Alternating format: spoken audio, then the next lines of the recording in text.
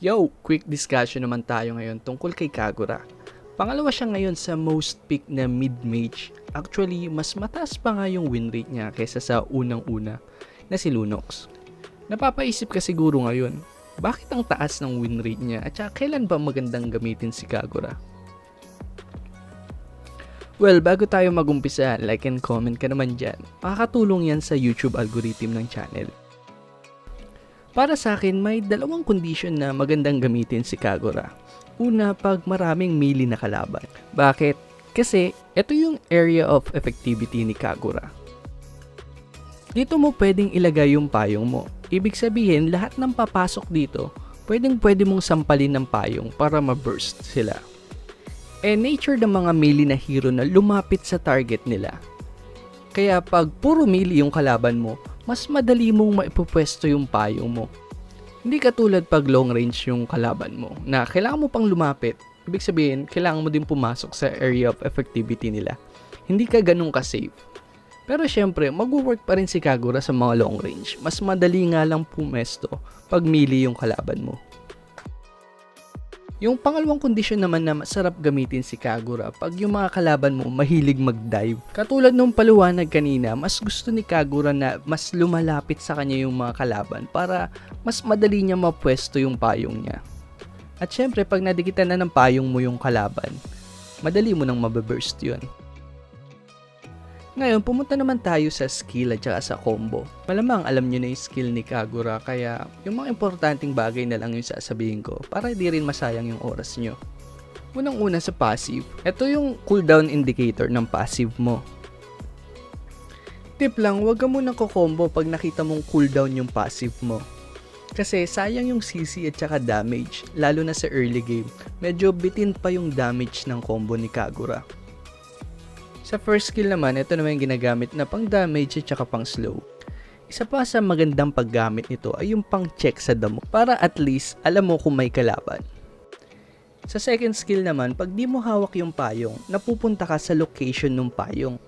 Na-activate din ito yung passive mo. Tsaka pwede mo din tong gamitin parang BMI na panakas pagka gusto mo mag-push pero hindi mo alam kung nasan yung kalaban. Pag ginamit mo naman yung second skill mo nang hawak mo yung payong, ang mangyayari, maiiwan yung payong doon. Tapos magda-dash ka.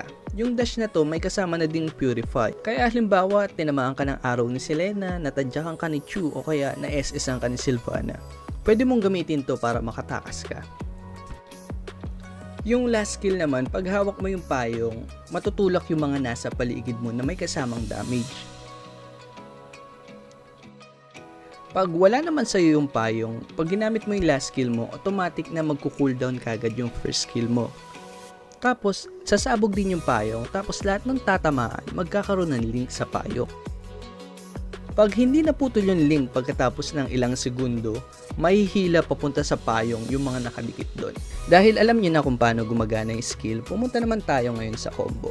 Ang pinaka-base talaga ng combo ni Kagura ay yung first, third,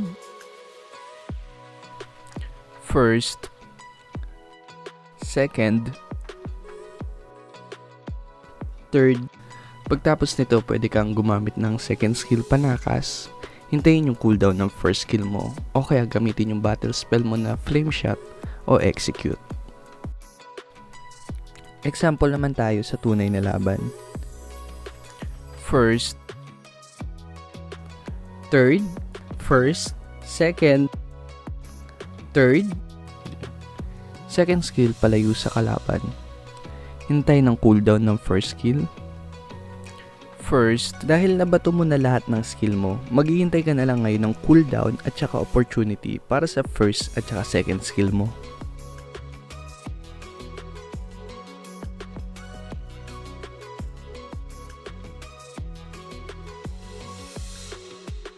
Ito yung combo na pinakamadalas mong gagamitin. Kaya i-take note natin yung tatlong common mistake na ginagawa ng mga Kagura user.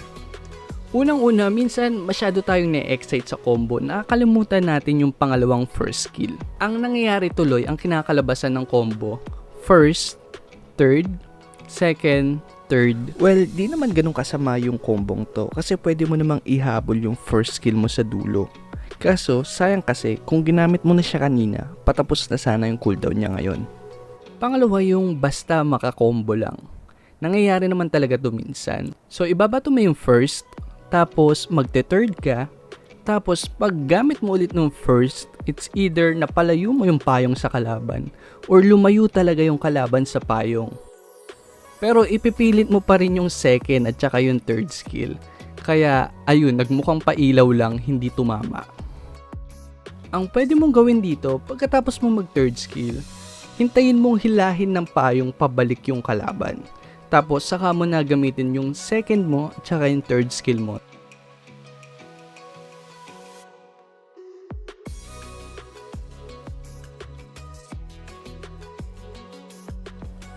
Pangatlo naman, dun sa mga mahilig mag-flame shot. Minsan, sa sobrang excited natin mag-flame shot, napuputol yung link, hindi na hinihila ng payong yung kalaban pabalik. Sayang yung extra damage. Kaya ako, ang ginagawa ko, pinanglalasit ko lang yung flame shot.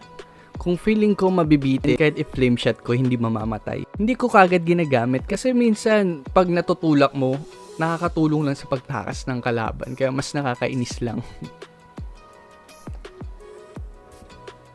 Yung pangalawang combo naman, ito yung combo na pang bait sa kalaban. Masarap tong gamitin pag may mga Chu o kaya may mga Selena. Galing din to sa unang combo kanina. Pero ngayon, ang gagawin mo, dapat hawak mo lang yung payong, hindi mo muna siya ibabato. Tapos, halimbawa, sinalo mo yung arrow ni Selena o kaya nagpasipa ka kay Chu. Pag dive sa'yo nung kalab, gamitin mo yung second skill mo para ma-purify ka. Sakto, pag dive niya, ibig sabihin, malapit na siya sa payong mo. Saka mo ngayon ituloy yung combo na third,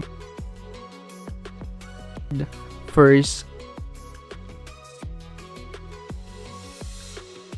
second, and third. Diba, parang yung combo lang din kanina. Actually, dyan lang talaga iikot yung combo ni Kagura. Kailangan mo lang mas maging pamilyar sa pagpwesto ng payong para hindi mo maibato yung payong palayo. Tapos, pag nasanay ka na, kusa mo nang makakabisado yan. Tapos, parang nag-freestyle ka na din.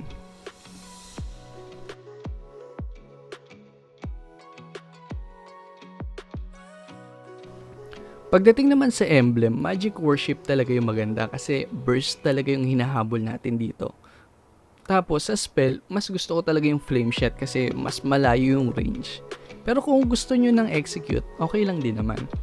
Sa item naman, binibili ko lang yung boots pero dinediretso ko kagad ng Clock of Destiny. Pag naka-COD na ako, doon ko palang binubuo yung cooldown boots. Tapos, idediretso ko na sa gantong build. Minsan, gumagamit ako ng Durance pagka maraming sustain yung kalaban. Tapos, sa late game naman, pinagpapalit ko yung Winter Truncheon at saka yung Immortality.